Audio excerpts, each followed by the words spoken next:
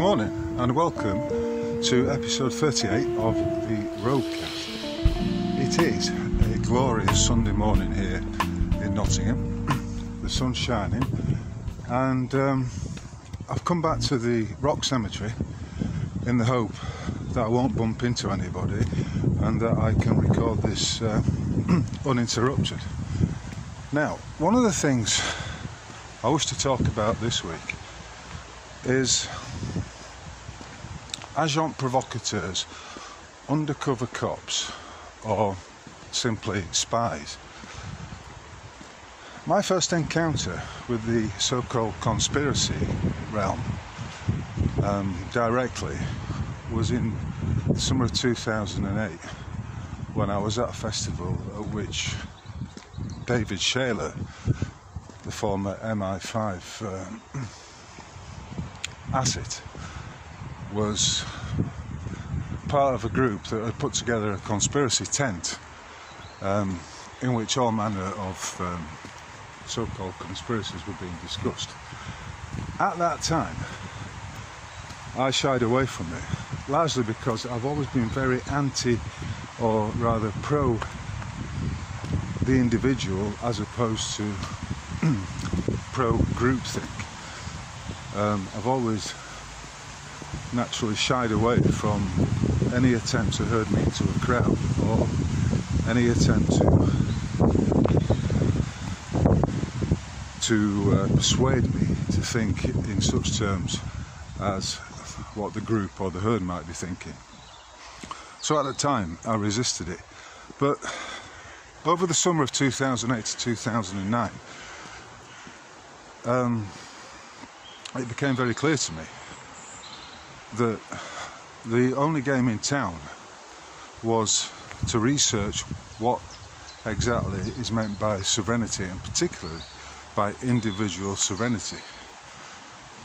A question such as that is going to lead one inevitably into the subject of jurisprudence.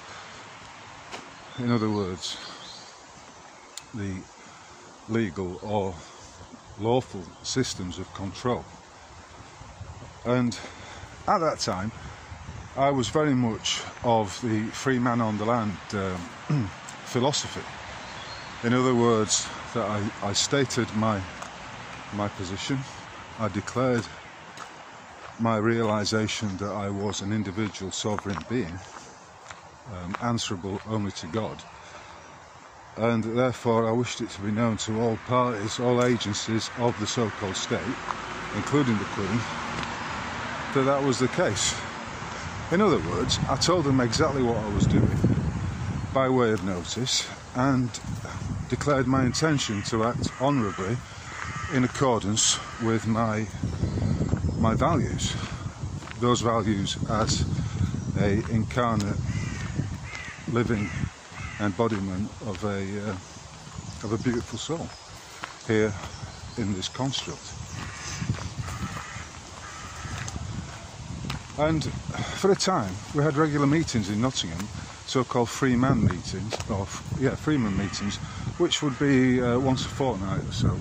And inevitably, I wasn't on my own in these thoughts, and it became clear that there was a groundswell of individuals who were interested in this, and so it attracted various people from all kinds of backgrounds to come along. Some were there predominantly to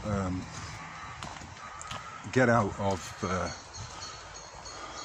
not get out of, but extricate themselves from fake debt. A simple technique, but I'm not going to go into that right now. Others were there because they were genuinely, like myself, interested in what it was to be independently sovereign, to be one's own man, as it were, under God and God alone. And to me, it came across, it was a great thing for me to get involved with, because I mean, it led me down numerous rabbit holes. And I remember at the time there was a film out called Zeitgeist, which, amongst other things, revealed the the ways in which credit is created and then misrepresented to the individual as fake debt as a means of control. And once I understood that with regard to the biggest debt in my life at that time, namely the void mortgage, once I understood that I was the originator of the credit and that the bank had quite literally loaned me note, then I began to take on and challenge the what was then the Bradford and Bingley Building Society, who were the alleged mortgagee. I asked them, and this is 15 years ago now, but it began in January 2009. I asked them to provide me with the lawful contract, which evidenced the meeting of minds and contained the signatures of both parties thereon, as required at law, which never materialised because it never existed. A valid authorised copy of the deed, again, another very, if you ask the bank to provide that, the bank, I mean, by which I mean the licensed lender, to provide you with that, you're never going to get it because it's been sold on. And thirdly, I asked for them to prove their losses, in other words, to demonstrate where the loan had come from and how they had suffered a loss, none of which they could provide. But at that point, you could say, once it went into court on the 26th of August 2009, all hell broke loose. Immediately they appointed a circuit judge, who is a senior judge to those usually assigned the role in possession claims, which is the district judges. And this man, acting as circuit judge, was a certain Richard Inglis. So right from the start, they brought in a relatively heavy hitter and appointed a barrister straight away. And as I say, from that point on, all hell broke loose. I believed that because there was only 30 grand left on the alleged mortgage balance, that this would, once I'd demonstrated that the mortgage was void, this would all quietly go away and that the account would be zeroed. How little did I realise that it was the opposite was the case, because what was initiated against me was a gargantuan legal attack, which led to the appointment of a certain Ben Wood as barrister in the autumn of 2009, and it culminated in various attempts, including one to send me to prison for the alleged contempt of court, whereby I'd simply refused to allow the bailiffs to take possession of my home, what was rightfully my home.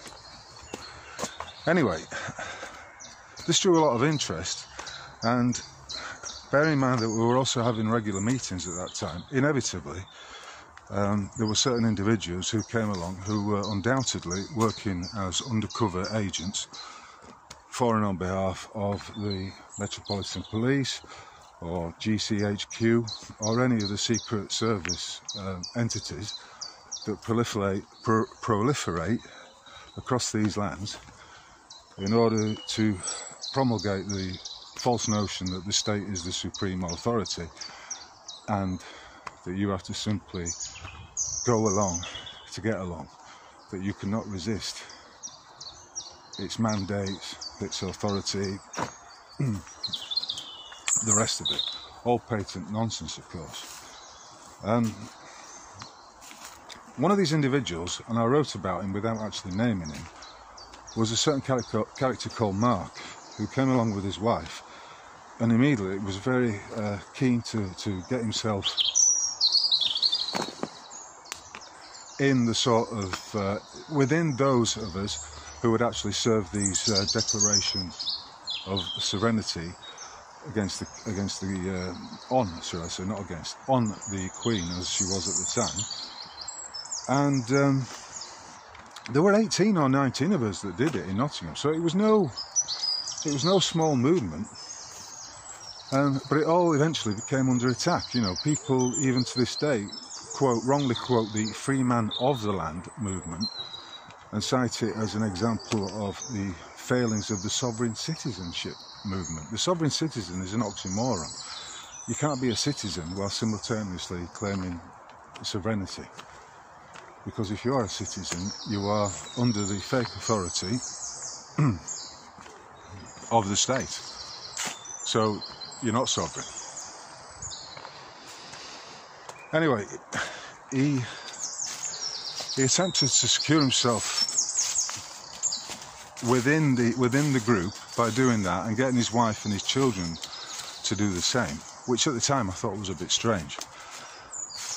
And then he went on to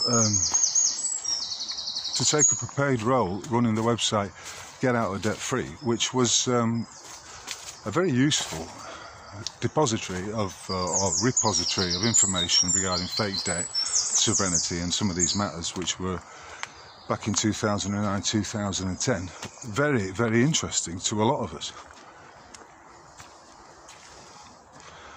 And then, so he was working as a moderator on Get Out of Debt Free. And to be fair, he was always very supportive. He turned up for a number of the attempted evictions and was always there, you know. But in 2015, 2016, when the film The Great British Mortgage Swindle was finished and released, he started slagging it off, basically saying it was shit. And he did this in a drunken ramble, which he filmed in a beer garden at a pub in Nottingham. And at that point, it became clear to me, and this is all circumstantial, of course, but nevertheless, I do intuit that this was the case, that he was some kind of informant working within our ranks, possibly as an agent provocateur, in order to control or attempt to control the movement of the group and to cause division amongst that group, which is the classic divide and rule. Now, back in 2014, I came across a GCHQ publication called JTRIG, Joint Threat Intelligence Group, I think it stands for. I'm going to put this in an article because some of what I'm talking about now, I will have to go into more detail, and that sort of detail just isn't available right now, in the sense that I'm out for a walk in the graveyard, and hey, that's what I'm doing. And he subsequently was involved in Tom Crawford's unlawful eviction and the ensuing fallout from that. So he placed himself within the community and quickly established himself as someone who was there to provide remedy. But much of his remedies were taken directly from Michael Benisia's work, which at that time was on a website called freetheplanet.net. And you know, whilst he was always prepared to credit Michael with this, he did use a lot of it for his own self-gain.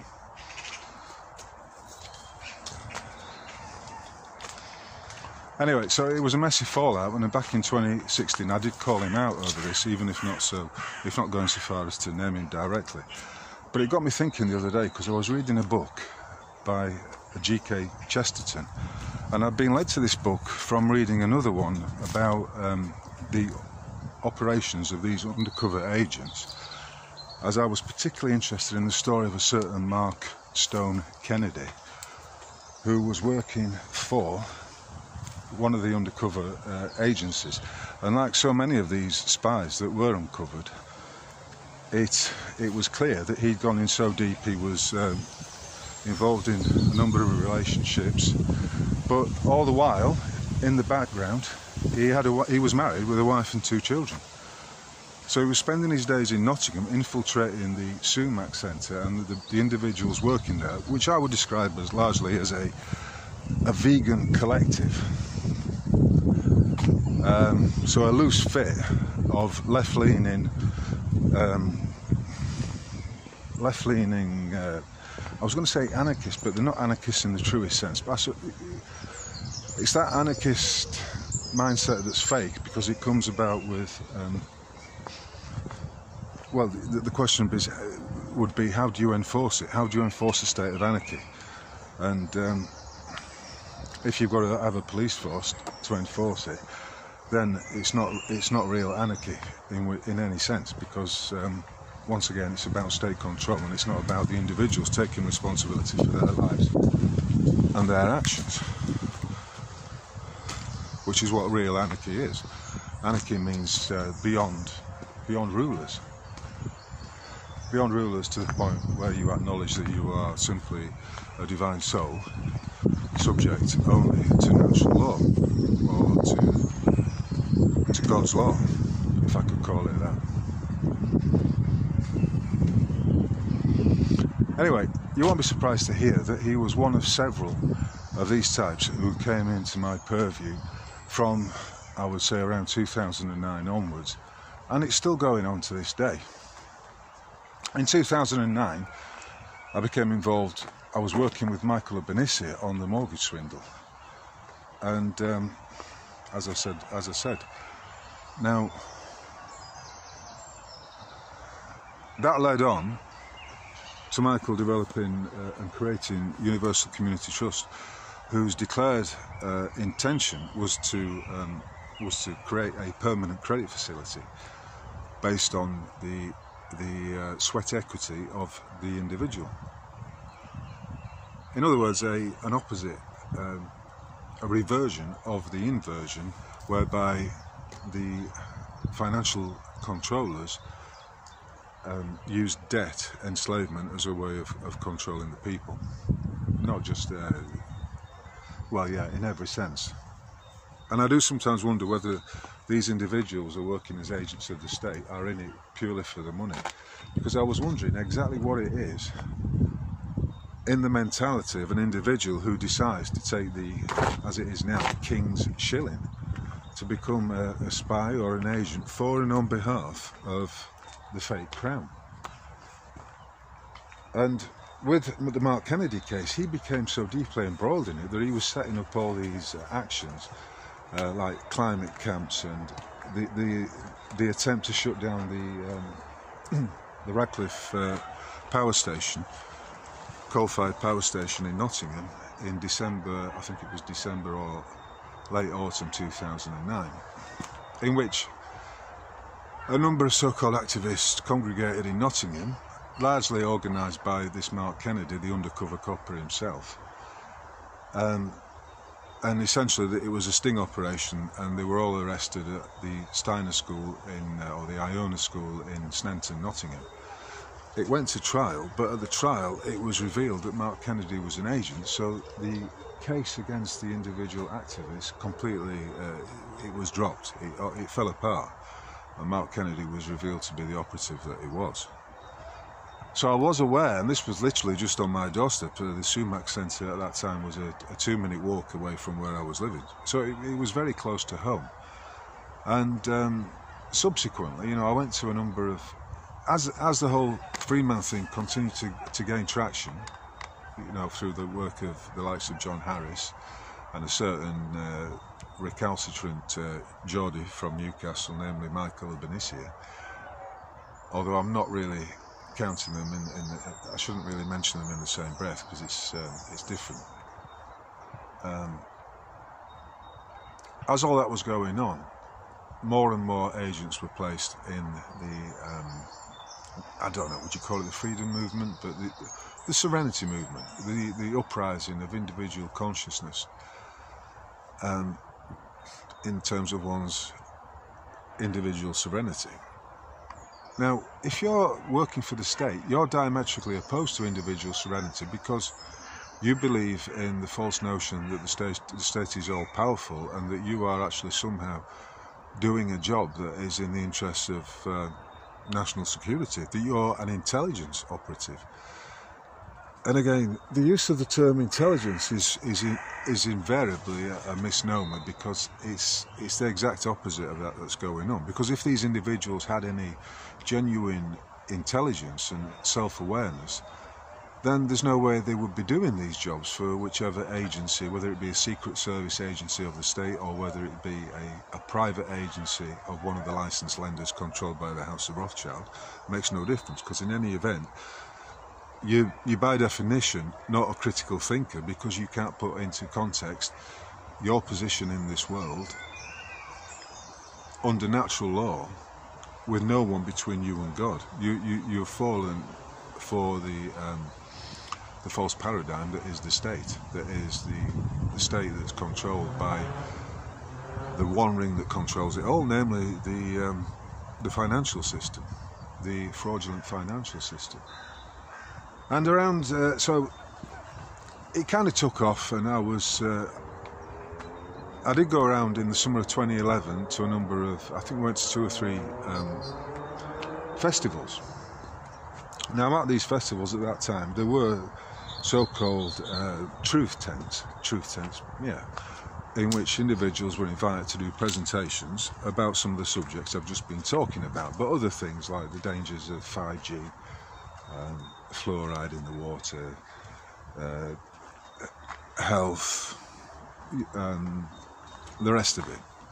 And it became apparent, because I was with Michael, it became apparent at some of these. One of them, I think, was the Green Gathering. I think it was or the Green Festival. I think it was in Herefordshire. It became apparent that there were clearly a number of agents provocateurs in the audiences who were there to ask daft questions, to interject, to cause disruption, to sow the seeds of doubt, and the rest of it. And when I say agents provocateurs, I did find, I mean, it's off Wikipedia, but it's a good working definition of what an agent provocateur is. A political organisation or government may use agents provocateurs against political opponents. The provocateurs try to incite the opponent to do counterproductive or ineffective acts to foster public disdain or provide a pretext for aggression against the opponent. Historically, Labour spies hired to infiltrate, monitor, disrupt or subvert union activities have used agent provocateur tactics. And when I look back, 2020 vision is perfect vision, and that to me is hindsight. When I look back at this time, it's demonstrably the case that they were agents provocateurs placed at these events, to the point where it was almost like, apart from the people in the audience, some of whom were agents provocateurs, even the organisers were agents. In other words, it was a classic limited hangout. It was set up whereby people could talk about and explore these ideas in a tent, and but it would go nowhere. It was a bit of an echo chamber. Speaking of echo, and speaking on this subject and of echo chambers, I do have to say that as I'm talking about this, UK Column springs to mind. I called out UK Column as a limited hangout close on 10 years ago, and nothing's changed to alter that view. Why would I say that? Well, Brian Gerrish, who fronts it, is a former naval commander. So his narrative would have us believe that he retired from the Navy, from a fairly high position, and then became an advocate of truth and freedom. And then we have Mike Robinson, who's an ex-MI5 asset. And there's the guy Alex, who I think lives in the Netherlands, who is openly ex-GCHQ. As to David Scott, I don't know, but Patrick Henningsen, ex-CIA, the thing is, you can't be ex of these things, as far as I'm concerned, from what I know of the oaths and the various declarations that are made, Official Secrets Act, stuff like that. Once you're in, you don't get out. There's no out, and that's why I believe that UK Column is and always has been a limited hangout set up deliberately by agents of the state, MI5. But this is all stagecraft, and stagecraft has been going on for hundreds of years. I think MI5 goes back to some 500 years to the time of Elizabeth I.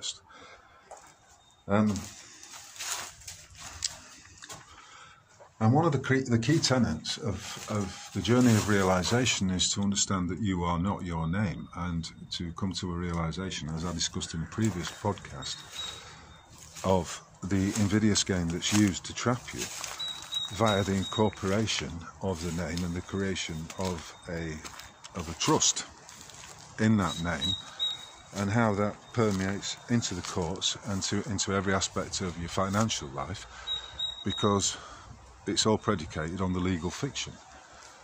And today's talk is largely about how the world is a fiction.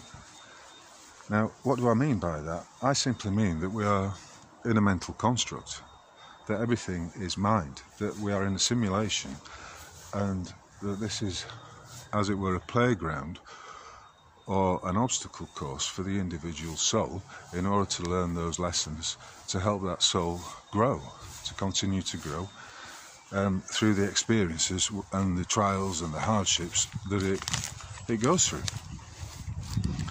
And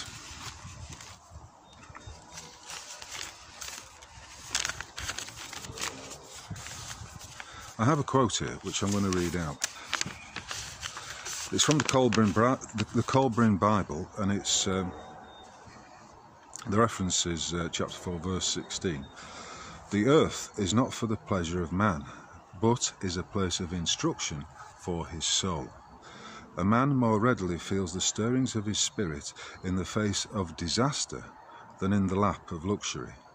The tuition of the soul is a long and arduous course of instruction and training.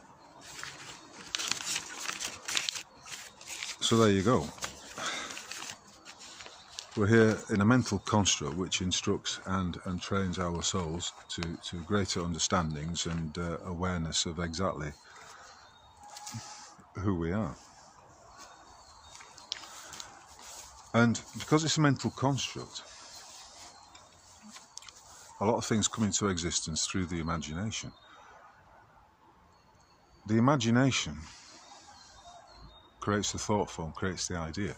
But when the individual follows that up and takes action, then he becomes a co-creator in this magnificently plastic, by which I mean malleable realm, in which thoughts do come, thoughts, if we regard thoughts as fictions, then we do have the ability to co-create them into existence, to manifest them. And in that sense, the world is fictional, because it all begins with an idea which is held in the Akashic field or in the informed field, but which becomes manifest when the individual takes action towards achieving that. So this morning, as one small example, I'd got all these things that I wanted to talk about, and I'm thinking, well, how can I actually bring it all together? And then I realised, well, the whole talk is exactly about that, because I understand that by simply coming out on a beautiful morning with the camera, coming to a quiet place, I'm taking action, and when I start speaking, it will all fit into place, and it will all become, hopefully, a coherent whole. And I don't need to worry about how it's going to come together, because I know it will. And in that sense, I'm going with the flow. The idea is brought into being. I take the steps towards creating this podcast, and lo and behold, it manifests. And the more I do, the easier it is. So that's what I mean by when I state that this world is a fiction. That it's a world of the imagination, but because of its curious, divine, blessed qualities, we can bring things into existence by our abilities and our harmony with the co-creator. You know, I was reading a book with my son. He was only 5. But it was basically saying that how if you are daring, then there's nothing to worry about, because things will happen that protect you or that guide you to a, not safe, but a satisfactory conclusion. In other words, fortune favours the brave. And I'm firmly of the view that is the case. Rather than be fearful of sticking your head above the parapet and talking about these things, just fucking do it. And nothing's going to happen. What's the worst that could happen? It's interesting that the gate's not working. Oh, someone's taken the gate down for this. This is I think this is called St. Anne's Valley. There are a number of mass graves in here. Caves, strange arches, some of which are sunken, and evidence of a former ancient construction, as can be seen from these massive blocks behind me. We're looking at a megalithic construction. Anyway, I've not come here to talk about that today, so let's move on. Those who control or attempt to control the construct, by which I mean the Freemasonic elites, the Sabbatean Frankists, all the liars and deceivers, are well aware of the malleable nature of this reality.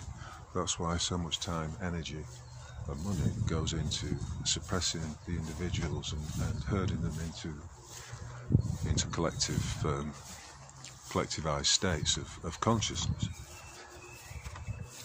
Another agent that only with hindsight became clearly just that, or manifestly an agent, it was clear to see, was a guy called Louis, who came into our field during that, I think it was the Green Gathering or the Green Festival back in 2011, and he basically ingratiated himself into our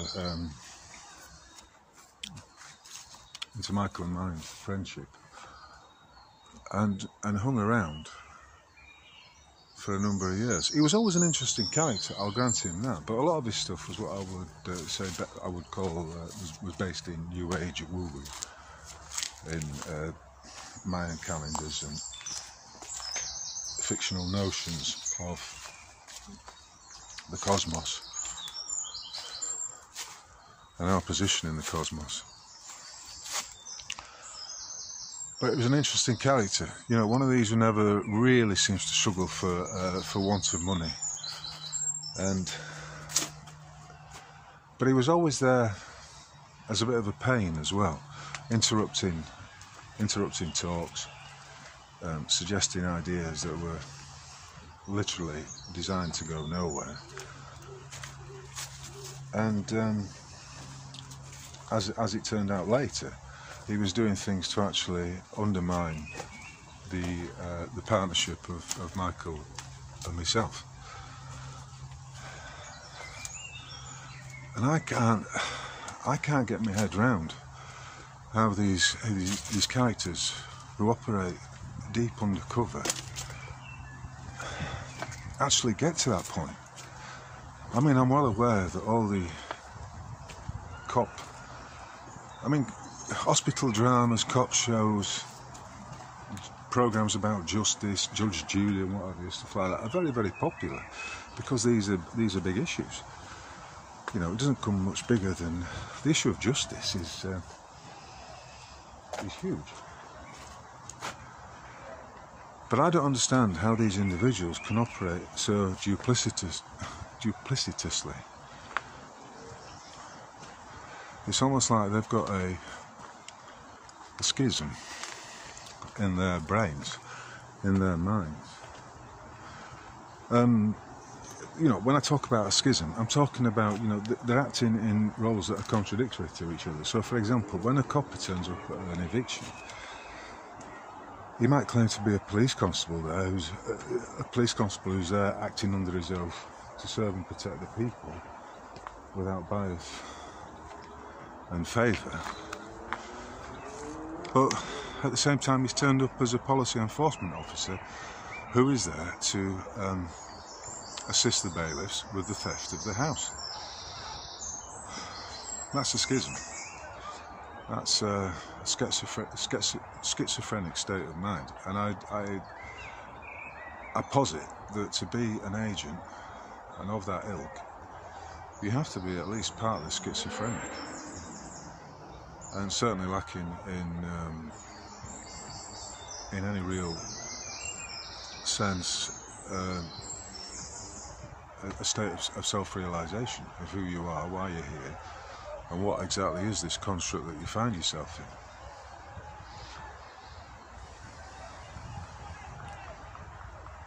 And that to me is the name of the game. You're here to discover who you are, you're here to unleash some of your marvellous divine powers of creation. You don't have to do it all yourself, you have to do it as a co-creator with the Oversoul, as Jason Brescias refers to him, or God, the supreme architect, all of that. But the powers that be are well aware of the malleable nature of this realm, and that's why we have the likes of the Rothschilds from the WF spinning out these narratives about how you will eat bugs and be happy, you will own nothing and be happy, blah blah blah, all of this, which is, you know, and then we have the Hollywood industry which pumps out all this programming, and it's all mind control, it's all MK Ultra, and that J-Trig group, the Joint Threat Intelligence Group, knows exactly the psychological techniques and methods of subtle coercion that are necessary to get people corralled into a collective herd or a collectivist mindset. So the game is on for your mind. That's why I say it's a mental construct, but it's a mental construct that is also divine and malleable, by which I mean it's plastic, and you can mould your reality by creating into existence the things that you wish to create. Well, and with that acknowledgement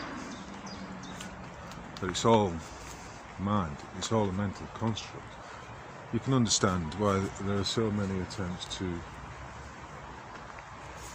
disable the mind via fluoride, mass injections of serums containing aluminium and other, you know, toxic heavy metals that cause damage to the brain. Is it any wonder that we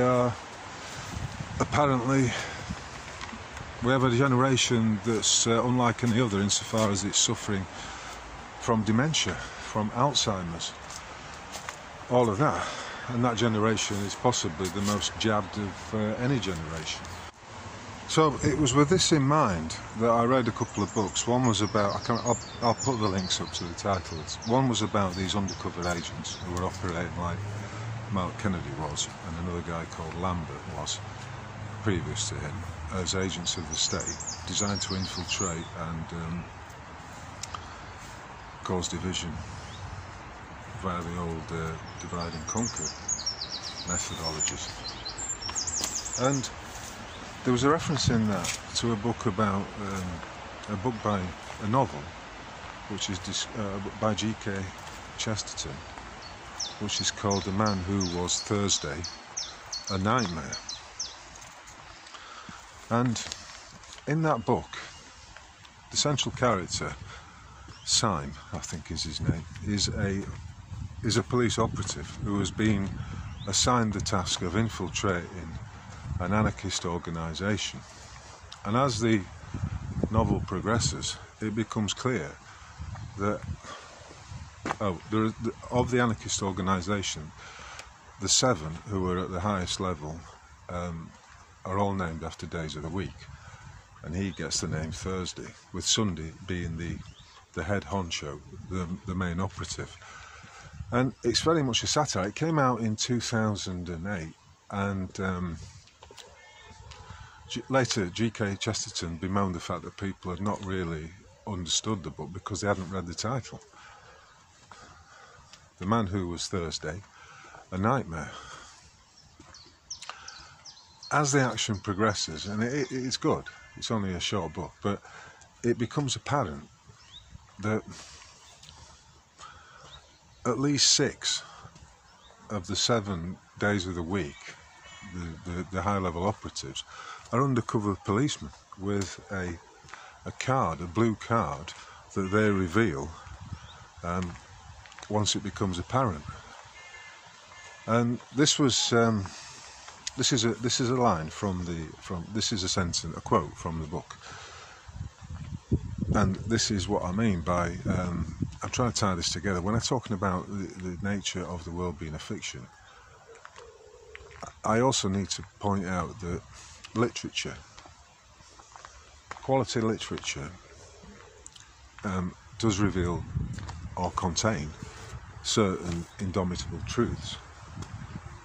And this struck me as rather funny, particularly in the context of all these agents and spies that have been around to my knowledge, for the last 50, well, in my direct experience, for the last 15 years. There never was any supreme anarchist council, he said. We were all a lot of silly policemen looking at each other.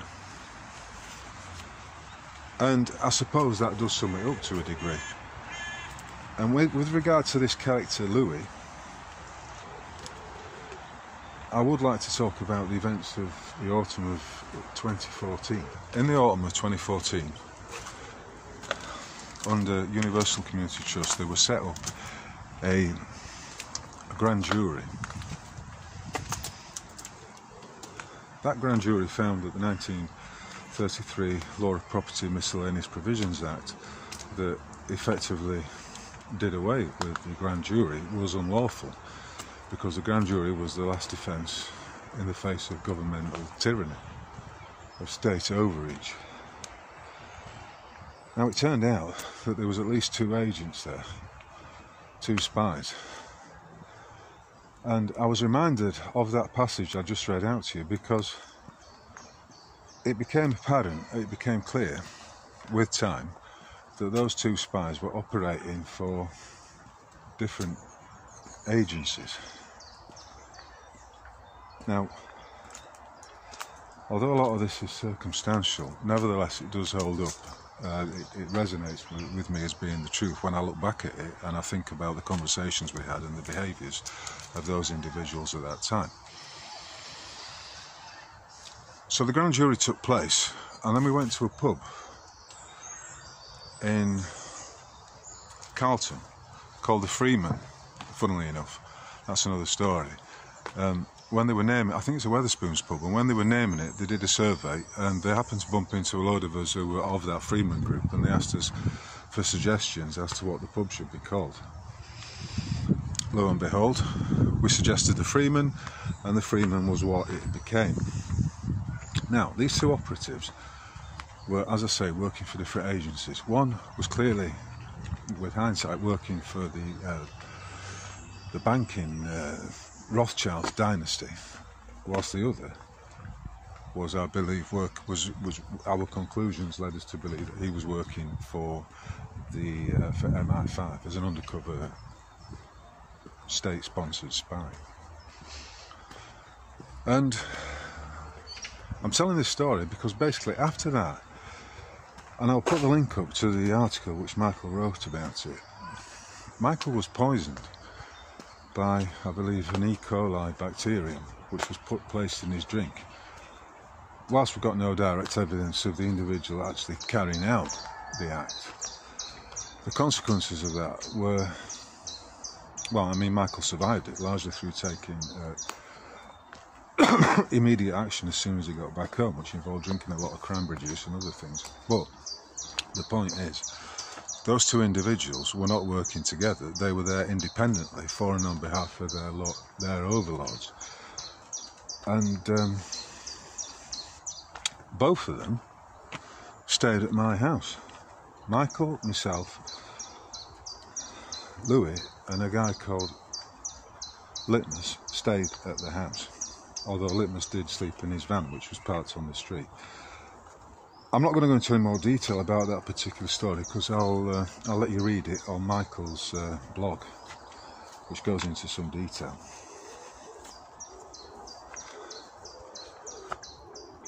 So for me,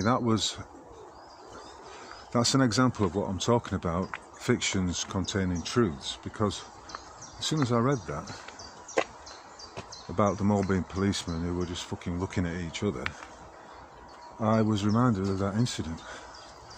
And let's be clear, these types always reveal themselves to be what they are: disloyal, traitorous, underhand, deceptive in every regard.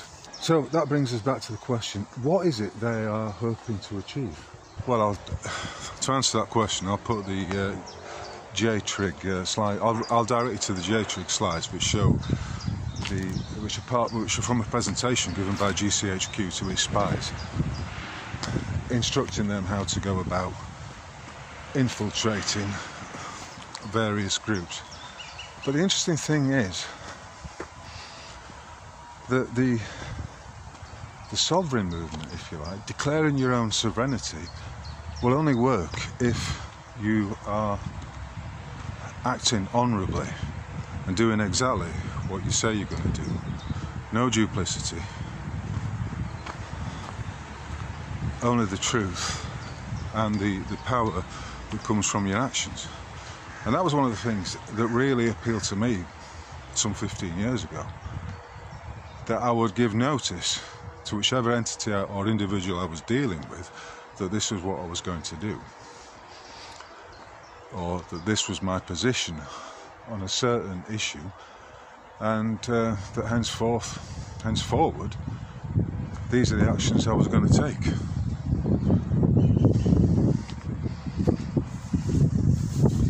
You see, even the angel over my shoulder began as a fiction, insofar as it was an idea in someone's head, and then the idea was brought into manifestation by way of the actions that were taken by the individual to bring it into solidity, as it were.